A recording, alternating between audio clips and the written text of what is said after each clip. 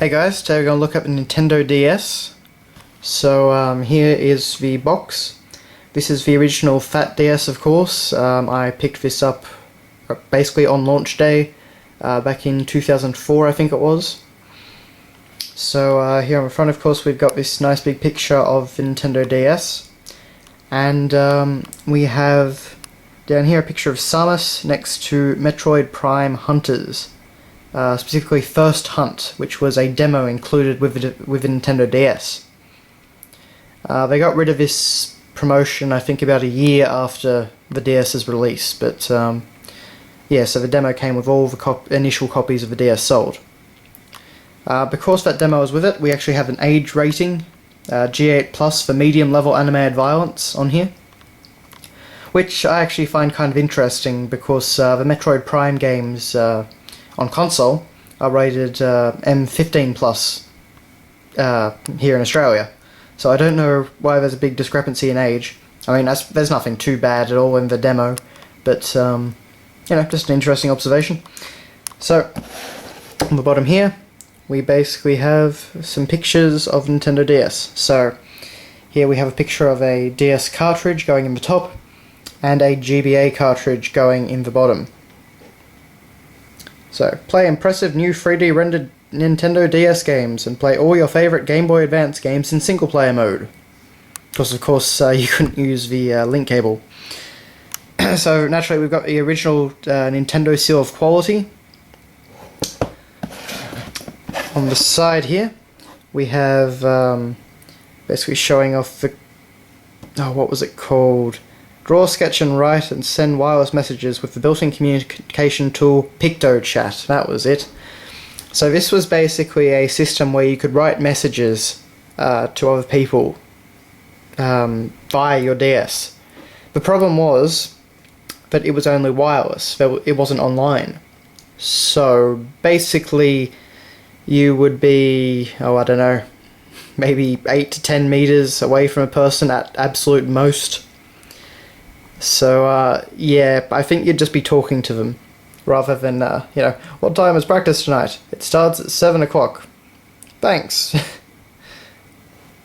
So it was a neat idea, and I think if it actually had online functionality, it would have been, you know, worked really well.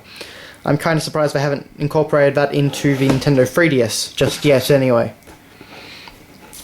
Then on the top here, built-in wireless communication allows you to experience real-time multiplayer gameplay. So naturally this removed the link cable, so you could play with all these other Nintendo DS's without any cables or whatnot, which was a pretty big thing for portable gaming at the time. Although of course Pokemon Fire Red had done something similar with its wireless adapter. Experience a totally new way of playing games with a revolutionary touchscreen. And you know, that was certainly provide a very different way to play certain games. Particularly games like Kirby, Canvas Curse and all those sort of ones, which really took advantage of the hardware. So on the back here we have a picture of the Nintendo DS closed, everything that came with it. So you got some styluses, wrist strap, Metroid Prime Hunters First Hunt demo, Nintendo DS, the AC adapter, you know, the usual stuff. Then you have all these games that are coming out.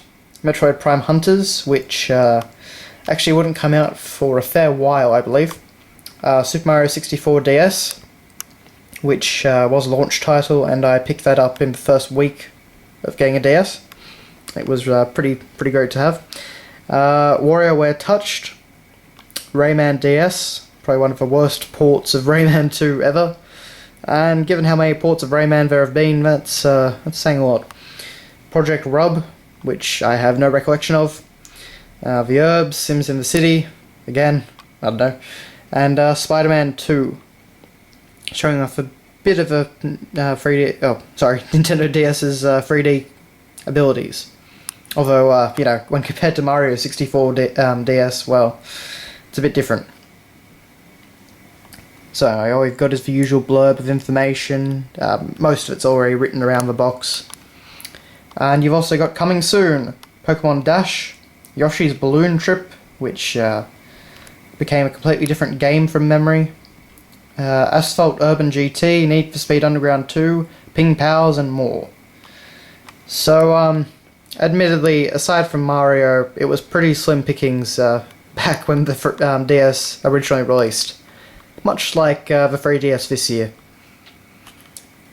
So, putting that aside, nothing too exciting with this, but we did get our usual health and safety precautions booklet, which folds out and has absolutely nothing of interest in it.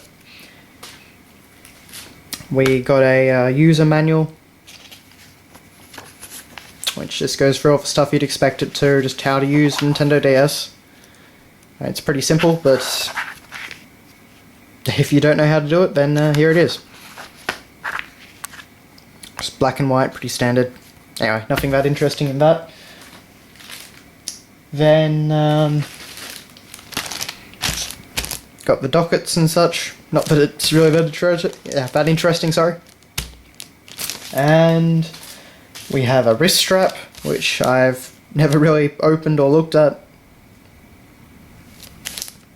Yeah.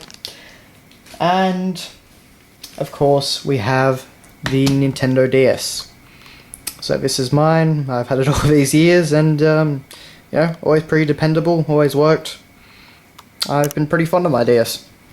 So, you know, you've got the shiny Nintendo there, all in silver, which I quite like. You have a GBA slot down there.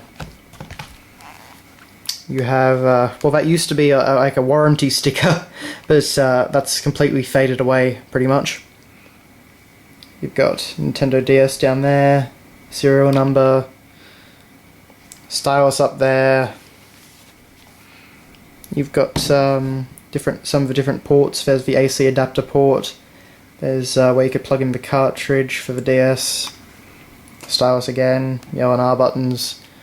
You know, if you've had a DS of any form really in the past, what would it be now, 7 years or so, you know what it is. There's only a few exceptions. I mean, things like the power button was moved on, you know, later incarnations of the DS, as was the stylus. Personally, I prefer the original version of the DS. I think it's just a bit... I like the layout a bit more, and I mean, I'd like the backlight and all that from the DS Lite, but overall, you know, this has served me well all the time, so I've been pretty happy with my purchase. Now there is one more thing, and that is, of course, the Metroid Prime Hunters First Hunt demo. So again, rated G8 Plus, demo version, and this is a kind of interesting front cover. You have basically Samus being reflected in Samus's visor, which is a bit unusual, but anyway. On the back, we've got basically what you'd find on any game box. So a few screenshots of the game in its 3D glory. Unleash Samus. Prepare Samus for some of her most deadly missions. Take a tour through intense training programs, perfecting your morphable skills as you maneuver through obstacles. Hone your combat skills as enemies are generated in a never-ending swarm. Then take Samus on one of the toughest challenges she will ever face, herself. Yeah, for some reason, at the end of the demo, you fight Samus. It's not Dark Samus or anything, it's just, I don't know, Samus with a slightly different coloured suit. It's a bit weird, but it's a demo for fun, so, you know, not canon or anything, so not going to worry too much about that sort of thing. So in here, first off we've got the manual. It's pretty tiny. Got the usual stuff to start with. It's full colour though, which is interesting. And it just basically tells you how to set up the game and play. You could actually do wireless multiplayer, 2 to 4 players, which was pretty cool for a demo particularly. And you know, it really let you try out the DS's new capabilities. And it was a pretty good demo for Hunters. So Samus up there, of course, Metroid Prime Hunters coming soon. And in here, there we go, we have the Metroid Prime Hunters cartridge in this little plastic sleeve thing. So there it is. After this I'll probably do a video, you know, and play through the demo as best I can and show you what was in it, because it wasn't a demo in the traditional sense. There was the content was completely different from Metroid Prime Hunters, the final product. But anyway, so yeah, that is your surprisingly long look at the Nintendo DS, the original silver fat version. Thanks a lot for watching, guys, and see you later.